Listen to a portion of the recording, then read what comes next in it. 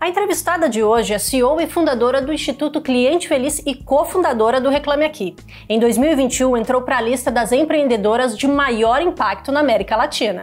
Mãe, mulher, professora, empresária, empreendedora e autora de Cliente Feliz dá Lucro. Começou a carreira na área de relacionamento com cliente em 1999 e em 2010 fundava o Reclame Aqui, onde ficou por mais de 10 anos à frente de diversos projetos. Em 2020, criou uma nova empresa, o Instituto Cliente Feliz, para fazer os negócios prosperarem através da felicidade de seus clientes.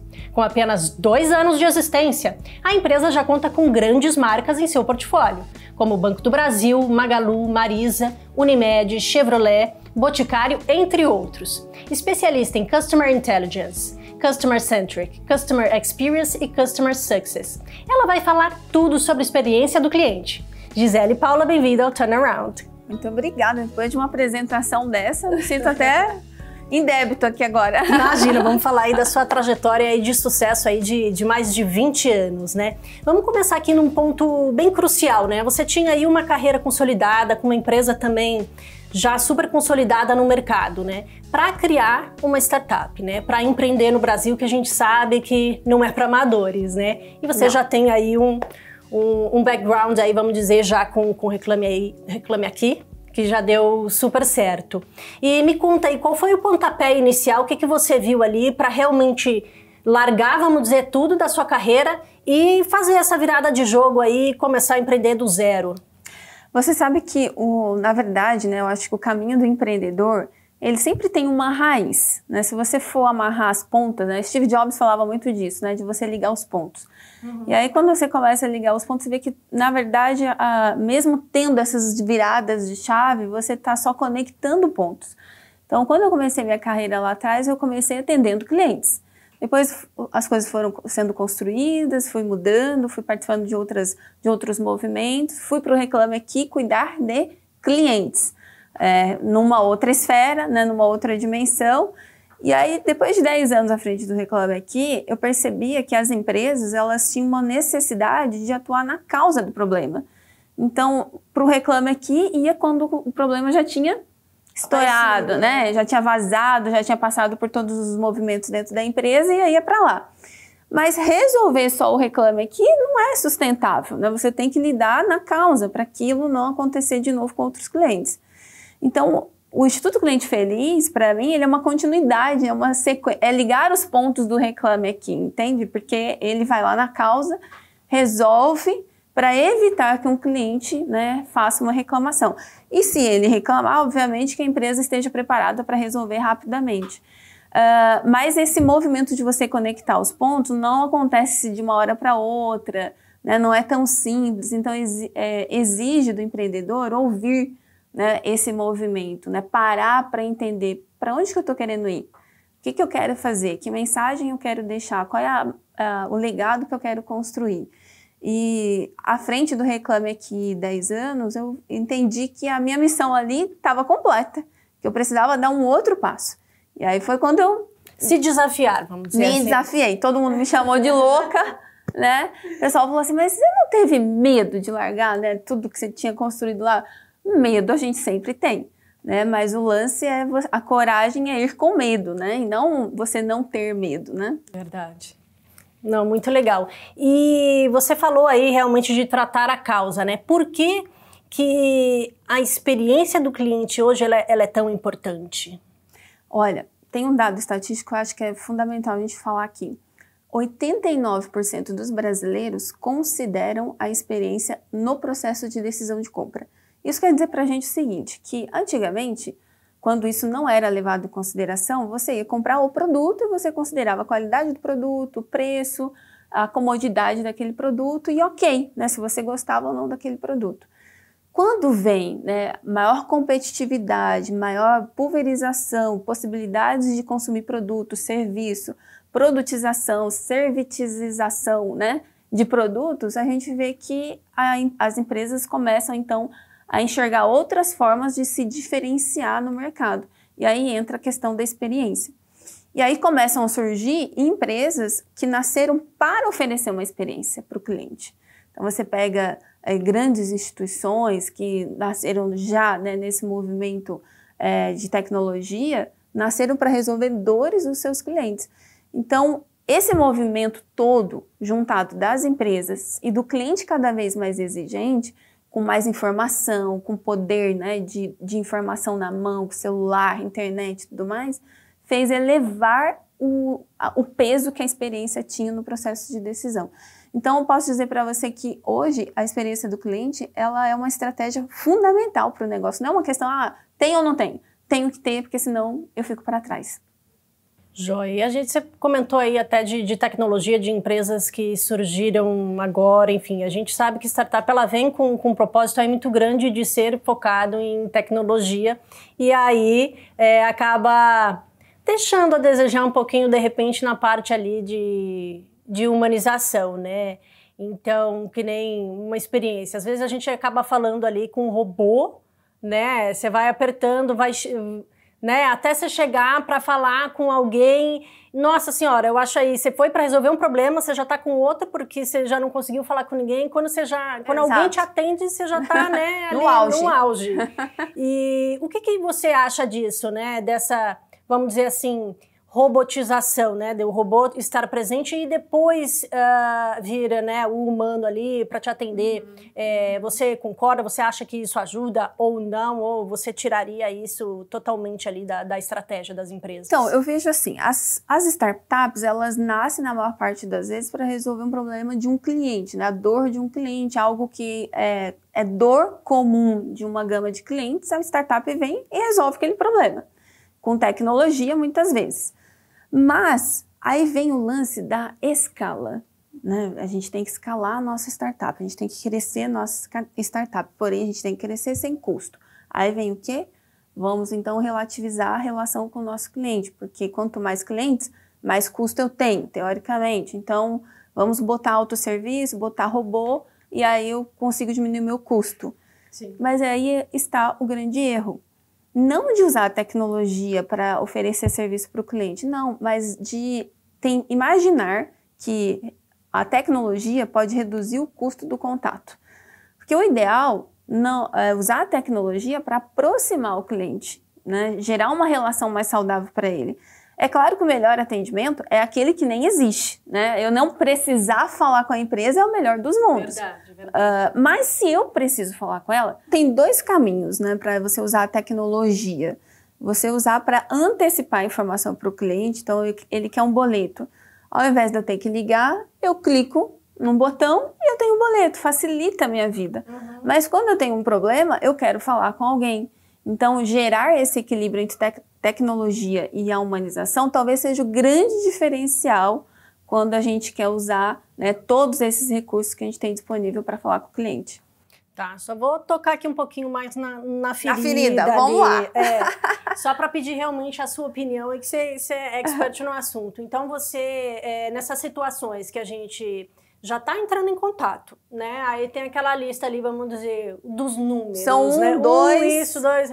Você é contra isso, ou não? Ou você acha que talvez ali no princípio pode facilitar ou não? Ou um trabalho ali realmente, você já está com um problema e realmente falar com alguém ali direto. Qual seria o ideal, sua opinião?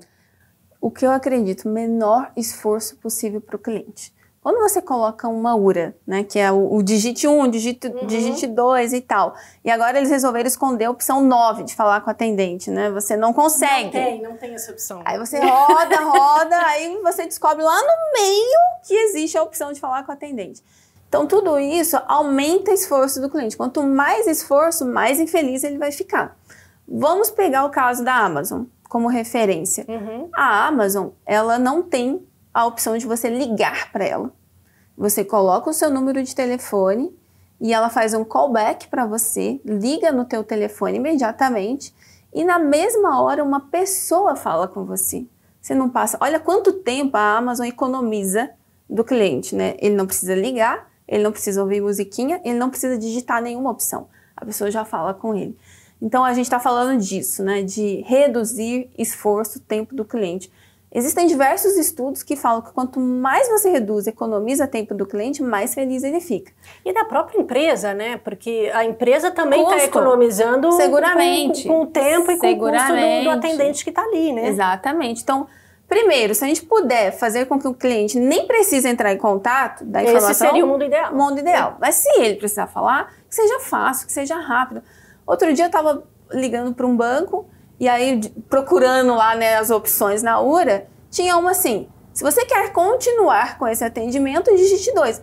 Mas, gente, isso é óbvio. Mas se eu liguei, eu quero continuar com um atendimento. Então, sabe essas coisas, Sim. né? Eu acho que a gente precisa fazer um olhar para esse tipo de triagem que a gente faz no telefone ou qualquer outro canal com a visão do cliente. Isso faz sentido para o cliente? Não, não faz. Então, vamos tirar.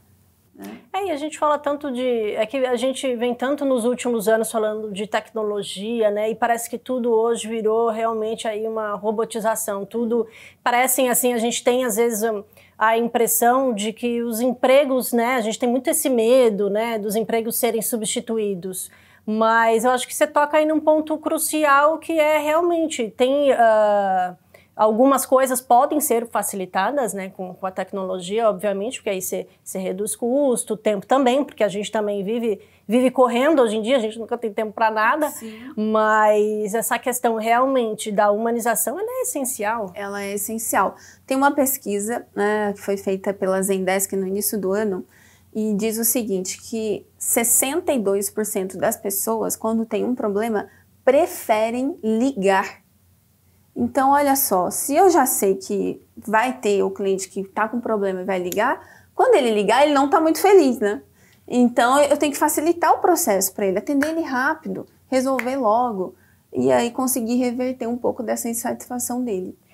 E você acha aí, nesse ponto, realmente a gente está falando bem focado aqui em tecnologia, que há uma diferença entre as gerações? Você sente isso ou não? Porque assim, né, as gerações mais velhas realmente já estão bem acostumadas, né, enfim, a sempre a ligar e tudo mais. A geração agora, tipo, nem liga mais, né, nem para dar o feliz aniversário ali, o parabéns, é tudo ali pelo WhatsApp. Pelo WhatsApp. Você acha que existe essa diferença e que essa questão pode, de repente, mudar daqui a um tempo? Ou não? Ou realmente vai ter sempre esse cuidado, né? Porque quando a pessoa realmente está ali reclamando, ela quer realmente falar com alguém ou as gerações mais novas não ligam para isso?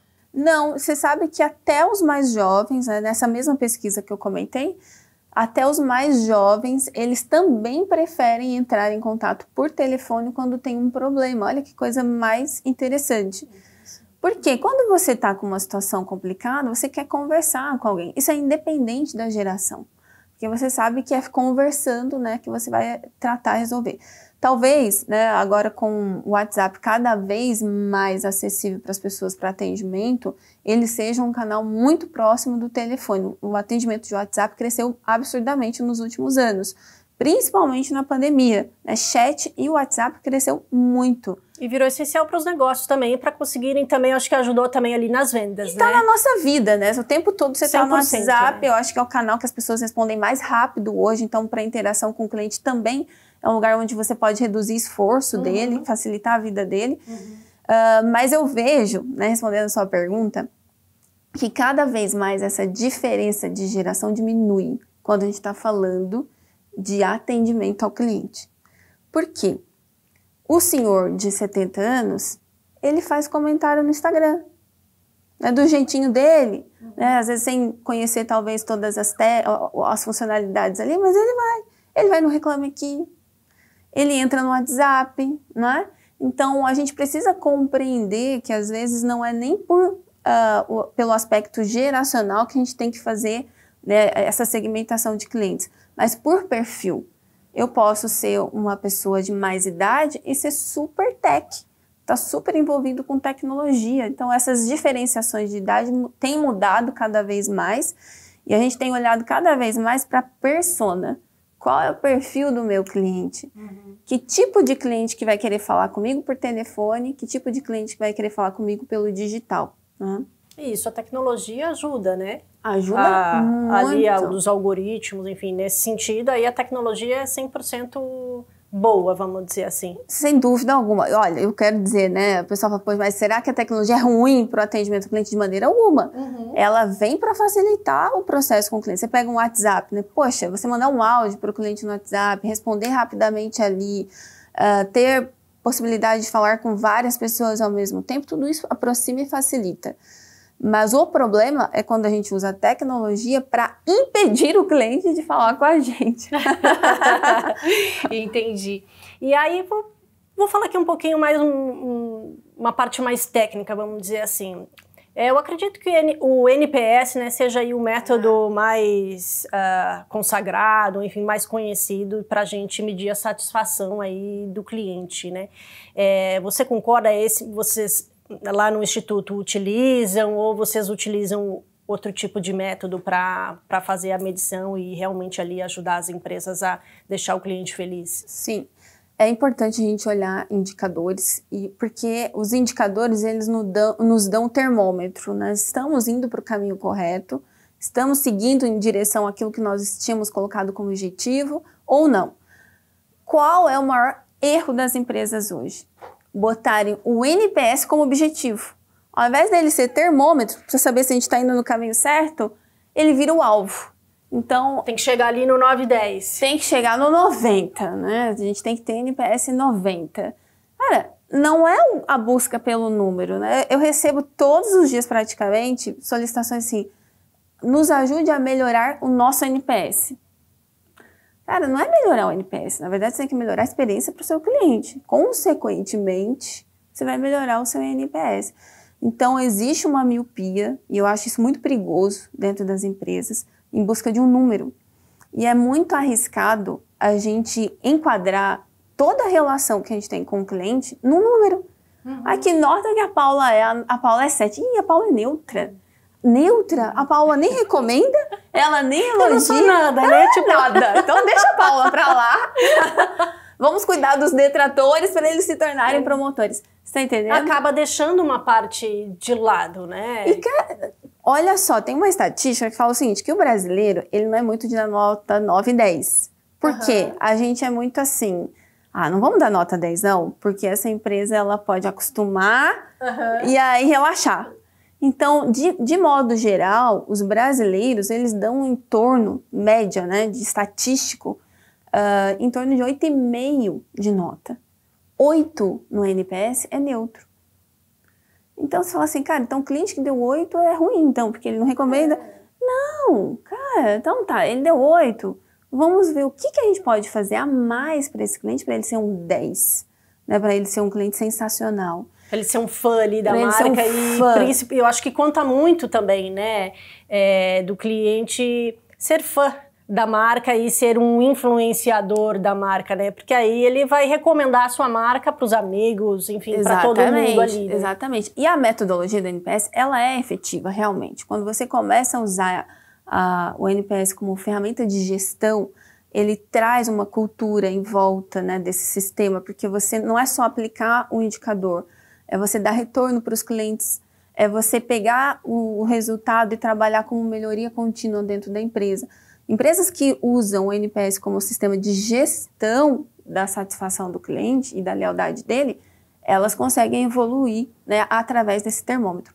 Mas o mais recomendado é você não ter só um indicador, você ter vários. E aí você tem uma composição muito mais completa da visão do cliente, ao invés de focar só no número. Então, o NPS é importante? É, e a gente deve medir super. Mas a gente pode medir o esforço do cliente, nós podemos medir a satisfação do cliente, né? E aí você vai compondo vários indicadores e aí você tem uma visão mais completa. Porque senão eu falo assim, a Paula é neutra, então deixa a Paula lá como neutra. Não, às vezes a Paula é neutra, mas ela tá comprando todos os dias. Ela deu lá nota 10 pro último atendimento que ela recebeu do atendente, tá entendendo? Então, quando a gente soma tudo isso, a gente pode ter uma outra visão do cliente. Legal. E você falou aí uma questão muito interessante também, eu acho que essa questão geográfica, né? Porque eu acho que o NPS, ele é, vamos dizer assim, mundial, mas você também tem que considerar a regionalização. Exatamente. Perfeito. Seguramente também. Porque o cliente do Nordeste é diferente do cliente do Sul, por exemplo. O cliente de São Paulo, ele tem menos tempo, ele avalia menos, ele está sempre em reunião, né? Então você liga para pedir avaliação para ele está em reunião, ou ele está no trânsito, é a realidade. Então respeitar a regionalização é importante, não só na aplicação de pesquisa de satisfação ou de lealdade como o NPS, mas de modo geral também na relação com ele. A medida que eu uso para você pode não servir para o outro cliente de outra região. O que ele valoriza lá pode ser diferente do que a gente valoriza aqui, você está entendendo? Legal. E aí vou mudar aqui um pouquinho, né? Puxando aí um pouquinho pro... A gente tem aí o livro, né? Marketing 4.0 do Philip Kotler. É muito famoso, e ele fala aí realmente dessa junção do marketing tradicional e o marketing digital, né? A gente até já comentou aqui anteriormente, mas aí a gente vive um dilema, né? Vamos dizer assim, porque aí a empresa ela já tem os clientes ali, né, cativos, vamos dizer. Ativos da base dela. Da base. Mas ao mesmo tempo, para ela crescer, ela o quê? Vai ter que procurar novos, né? Então eu acho que é um desafio e tanto, né? Como conciliar isso, né? Eu acho que, claro, ali é a pergunta do milhão, né? Vamos dizer assim, mas assim, se você pudesse falar aí um pouco, né, de como as empresas, né, o empreendedor pode administrar o que já é cativo para conquistar novos, o que ele deve fazer, né? Certo. O próprio Kotler... Ele falava o seguinte, que os clientes satisfeitos é a sua melhor propaganda. Então, partindo desse princípio, quando a gente investe no cliente da nossa base, pelo menos de uma maneira proporcional a que a gente investe para atrair novos clientes, esses clientes felizes vão me recomendar. A propensão do cliente feliz de recomendar uma marca é de 5 vezes, depois que ele passa por uma experiência positiva. Então, é o lead mais barato que a gente tem. Então, empresas que começam a investir no cliente para ele ficar feliz, tira o foco o holofote só da venda, né, só da atração, vender, e equilibra mais esse funil, né, porque ele deixa de ser funil e vira uma... que a gente chama de ampulheta, que eu atraio clientes, mas quando eles são convertidos, eu invisto neles novamente para que eles se tornem felizes comigo, que daí eles voltam, né, e recomendam aqui e vira um ciclo virtuoso. Então, empresas que conseguem fazer essa ampulheta de vendas e clientes, elas conseguem reduzir o custo de aquisição de clientes, porque o daqui está sempre trazendo mais, né, trazendo novos clientes.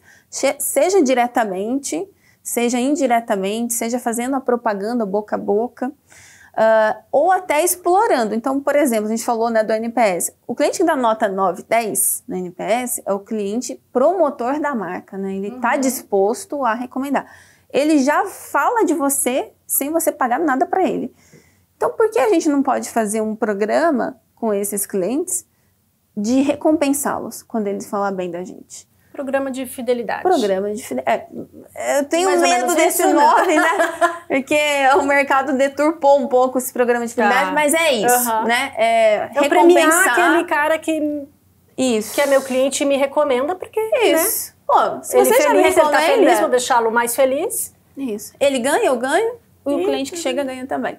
Legal. E existe também toda uma jornada, né? A gente não pode esquecer aí, porque não é só o pré-venda, né? Você tem ali o pré-venda, a pessoa vai... Desde lá do início, quando a pessoa vai... Pensa em comprar alguma coisa, né? Então, são várias etapas. Então, a empresa, né? O gestor, ela tem que cuidar de cada parte, mas também não deixando as pontas soltas, né? E sabe que eu falo que existe uma visão diferente do que o cliente vê da empresa e o que a empresa vê dela mesma.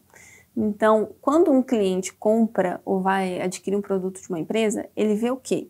Um tanto de gente que existe ali dentro daquela empresa que está todo mundo trabalhando para ele, né, disposto a servi-lo. Então, é um grupo de pessoas que serve seus clientes. Só que dentro da empresa, como a gente vê as coisas? Em caixinhas. Então, tem a caixinha do marketing, tem a caixinha de vendas, tem a caixinha de pós-vendas, tem a caixinha do financeiro. E aí eu cuido só da minha caixinha, porque é a minha caixinha. A sua caixinha você cuida. E aí, se eu não cuidar da minha caixinha e você cuidar da sua, a experiência do cliente, o que vai acontecer quando passar da minha para a sua, ela vai oscilar. Então, na minha vai estar ruim, na sua vai estar boa, no outro vai... Você tá entendendo? Vai Então, alternando períodos de que ele tá feliz, mas mais ou menos. Por isso que acontece muito de empresas, às vezes, ir ao mercado e falar assim, nós somos focadas no cliente, nós somos customer centric, nós aqui cuidamos do nosso cliente. Só que daí você é cliente dela e fala assim, não, mas não é possível, porque eu não tô feliz com essa empresa. Por quê? Às vezes a minha caixinha tá redondinha aqui, mas a do outro não tá, e aí oscila. Então, o que é o ideal? Olhar para a jornada. Então, olhar de fora para dentro, com a visão do cliente, a gente consegue olhar a jornada. E aí eu esqueço as caixinhas. Eu não olho marketing, eu não olho vendas. Eu olho o cliente, quando ele pensou em comprar, ele foi no site. Ele foi na internet, ele pesquisou, ele viu que estava sendo falado ali. Ali tem um papel do marketing envolvido. Aí ele resolveu comprar. Quando ele comprou, ele acionou vendas. Mas vendas está de backstage, né? No front está o site, está o vendedor, né? Então, se a gente começa a trazer para dentro da empresa a visão de jornada do cliente, a gente muda esse lance das caixinhas, entende? Entendi. E trazer um ponto polêmico aqui, de repente, porque assim, acho que nos últimos anos eu sou focada no cliente. Não ficou um pouco assim, modinha? Né? Porque às vezes eu vejo muito, e é realmente o que você falou agora, às vezes uma empresa fala, eu sou, mas quando você vai ver, não é. Tá ali vamos dizer... Tá no discurso, mas não tá na prática, vamos falar, né? É isso. Mas assim, virou uma modinha, e como diferenciar, né? Por exemplo, agora pensando do lado do consumidor, do cliente. Olha, é duro falar, mas eu acredito o seguinte, que a empresa orientada ao cliente, uma empresa boa, é aquela que oferece um bom atendimento.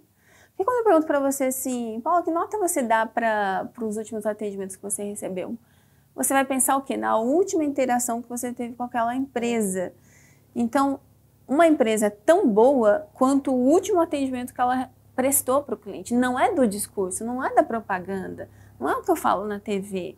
É como o meu cliente está sendo atendido, seja pelo vendedor, seja no call center, seja na loja. Né? Acontece muitas vezes, a marca é maravilhosa, tem um propósito incrível, só que quando você vai na loja, putz, o vendedor pisa na bola com você. Né? Aquela pessoa que está ali na ponta representa a companhia inteira. Então, a cultura de centralidade do cliente não é fácil de ser implementada, não é do dia para a noite. Só que o que a gente tem que ter? A humildade de reconhecer isso. Então, antes da gente falar que a gente vamos trabalhar para ser. E aí, deixar que os nossos clientes falem da gente, né? Eu acredito nisso, acho que esse é o caminho, que o cliente fale, não a gente saia falando. Fale da gente mesmo, né?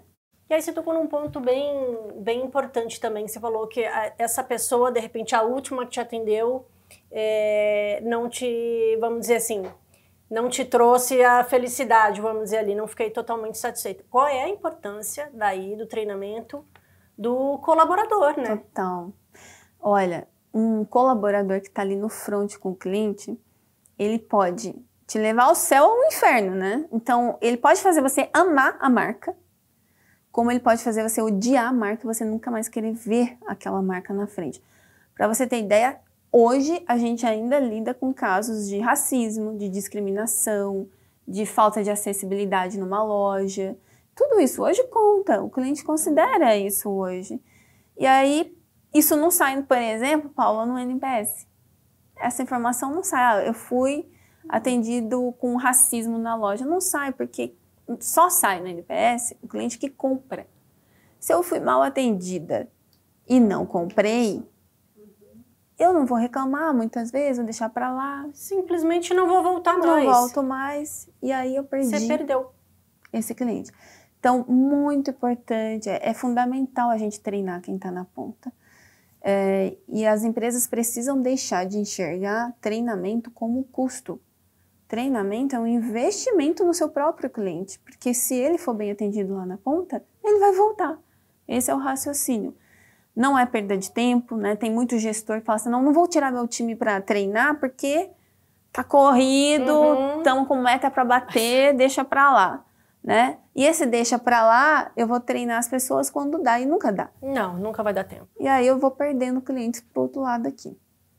E aí, continuando aqui no colaborador, acho que tão quanto importante é o treinamento, é a saúde mental também, né, desse colaborador, principalmente esse que está ali na linha de frente, principalmente para atender as reclamações e tentar dar um jeito, né, tentar mudar o humor do cliente.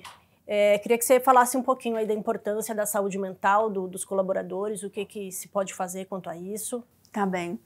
Olha, a gente lançou o livro Cliente Feliz dá Lucro, e aí toda hora o pessoal fala assim, mas Gisele, você devia lançar um livro Colaborador Feliz dá Lucro. E de fato, porque o cliente, ele só vai ser feliz se quem está atendendo ele estiver bem. A gente não consegue entregar aquilo que a gente não tem. Se eu não estou bem, se eu não estou legal, não vou conseguir passar isso para o cliente. E muitas vezes parte de coisas simples, né? Acúmulo de funções, volume de trabalho, pausas. Se você for num call center, é triste você entrar em alguns call centers, lógico que a gente não está generalizando aqui, em que o atendente ele não consegue parar, né, para poder ir ao banheiro. Até aquela pausa de 5 minutos para dar, né, uma respirada. Tem a legislação, né, que exige a pausa, mas às vezes nem no dia a dia eles conseguem pausar para atender a legislação. Então, a gente precisa sim ter um olhar para quem está atendendo. Hoje a gente vê muita gente doente, né? A questão emocional, principalmente depois da pandemia, abalou demais as pessoas e elas precisam de apoio. Não só porque elas estão ali falando com o cliente, mas eu acho que a pandemia, de modo geral, deixou todo mundo meio desestabilizado, né? Emocionalmente. Cliente e colaborador. Então, virou responsabilidade das empresas olharem para isso, porque senão ela vai começar a perder pessoas, né? E aí vamos falar agora um pouquinho do Instituto Cliente Feliz, né? Bora. Você criou aí, fundou a empresa em 2020, em 2021, se não me engano aqui, faturou 2,7 milhões e a expectativa para esse ano é faturar 4 milhões. Isso. Conta aí para mim como é que você está trabalhando nesse crescimento aí para escalar, né? Porque aí né? Tá bem grande, a gente está vivendo um período difícil, mas vocês estão crescendo aí. Olha, a experiência do cliente, como virou ordem necessária, né, de ordem necessária dentro das companhias, virou pauta das reuniões de board, planejamento estratégico das empresas.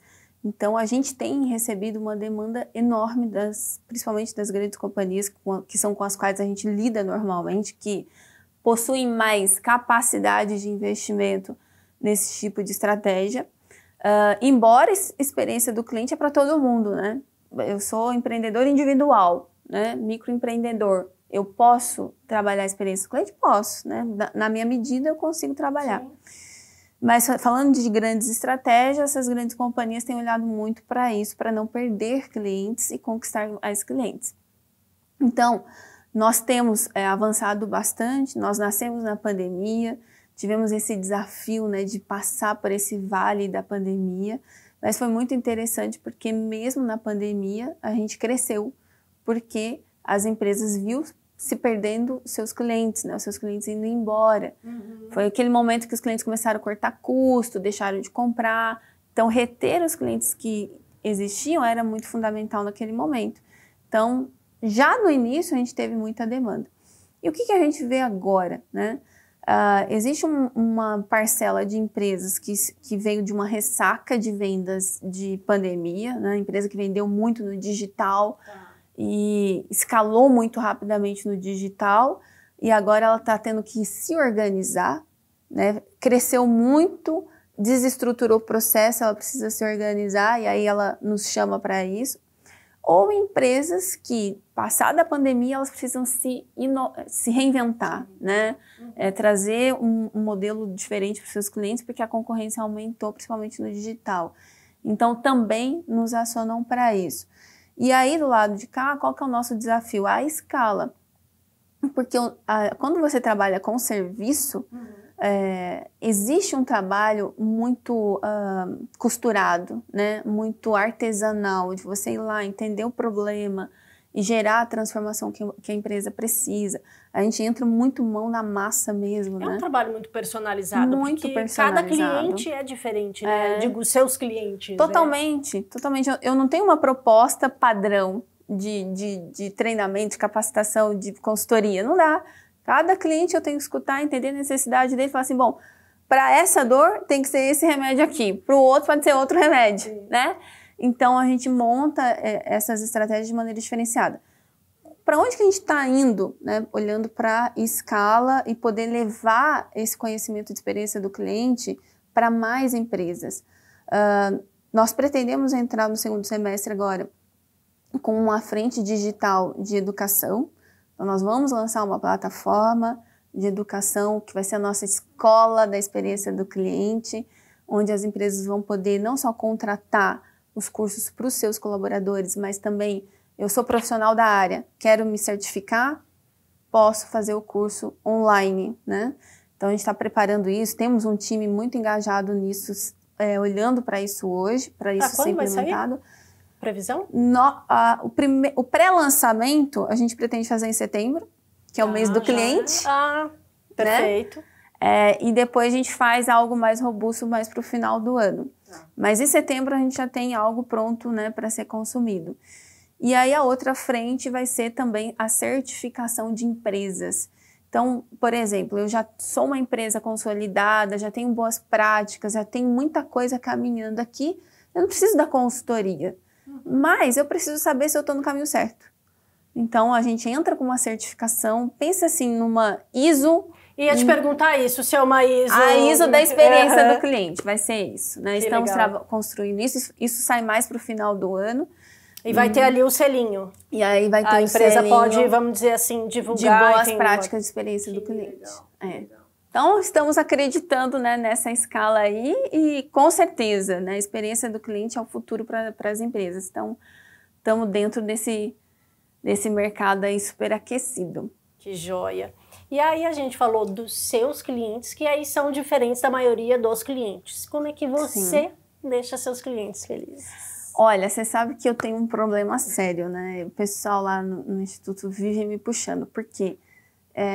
eu quero encantar o tempo inteiro. Né? O cliente contrata X, eu quero entregar X mais Y. Aí a pessoa fala, Gisele, você não precisa entregar Y, o cliente já está feliz com X. Eu falo, não, gente, mas a gente precisa gerar o efeito cereja do bolo. Uau. Exatamente. Inclusive, o nosso primeiro mandamento do Instituto é servir, né? Nós somos apaixonados por servir. O segundo mandamento é encantar está no nosso DNA. Então, faz parte. Se um cliente sair do Instituto sem estar encantado, aí eu estou descumprindo com o meu propósito aqui. Perfeito. Então, e assim, voltando um pouquinho, quais ações assim você daria, deveriam ser implementadas nas empresas, assim, basicamente, se tivesse que falar assim, uma ordem dar algumas recomendações, né? Olha, cada vez mais, para a gente poder olhar para a experiência do cliente, a gente precisa sistematizar essa experiência. Por que eu digo isso? Porque a gente começa a fazer um puxadinho aqui, outro ali, melhorar a experiência aqui, ali, acolá, só que daí fica movimentos desordenados dentro da empresa. O marketing faz uma coisa, o atendimento faz outro, vendas. Aí, às vezes, o mesmo cliente passa por uma experiência semelhante em várias áreas, né? As caixinhas, né? O problema das caixinhas. Então, você olhar de uma maneira sistemática é você, primeiro, entender quem é o teu cliente, o que ele pensa, o que ele sente, qual que é o perfil dele, o que ele gostaria de ter da sua empresa e como se faz isso? Perguntando, indo lá a campo, pesquisar. Quando as empresas nos contratam, a gente vai em loco. Muitas vezes a gente vai na casa do cliente, entrevistá-lo para entender o que ele pensa, o que ele sente. Por que ele compra nessa empresa? Quero entender. E aí, com base nessa visão, nessas informações que o cliente nos traz, a gente começa a traçar qual é a jornada ideal para ele. Né? Então, eu entendo como ele se comporta hoje, como ele caminha hoje e qual seria o ideal que ele valoriza, porque o ideal que eu entendo é diferente do que o cliente vê. Então, é sempre trazendo a visão do cliente, né, com o olhar dele para dentro da empresa. Então, resumindo, né, olhar para a jornada do cliente de maneira mais ampla, mais completa, e não ações picadas, mas sem deixar de lado outros 2 pilares, que é cultura. A cultura é o que acontece de cima para baixo e de dentro para fora. Então, vem do CEO, vem da alta liderança, vem do planejamento estratégico, de você realmente colocar o cliente no centro das decisões. Se não tiver no planejamento estratégico da empresa, esquece, as pessoas não vai funcionar, né? Isso vai ruir. Ao longo do tempo vai acabar, então tem que estar lá. E o CEO apoiando. Os projetos que a gente entra, por exemplo, é exigência da nossa parte que o CEO participe desde o início do projeto. Porque se não tiver o apoio dele, o endosso dele, vira mais um projeto dentro da empresa, né? Sim. E perde valor. Sim. E a outra frente importante é o atendimento. Porque 50% da percepção de experiência do cliente vem da forma como ele é atendido. Então, se a gente achar que melhorar a experiência do cliente é fazer aquele monte de outras coisas que não o atendimento, nós vamos deixar um buraco para trás. Então, um atendimento rápido, prestativo, resolutivo, que o cliente liga, resolve, o cliente entra lá no WhatsApp, resolve, o cliente não fica lá rodando na URA, né? Resolver isso, sabe? Deixar isso fluido, rápido, eficaz. O cliente fala, cara, quando eu preciso falar na empresa X, resolve, né?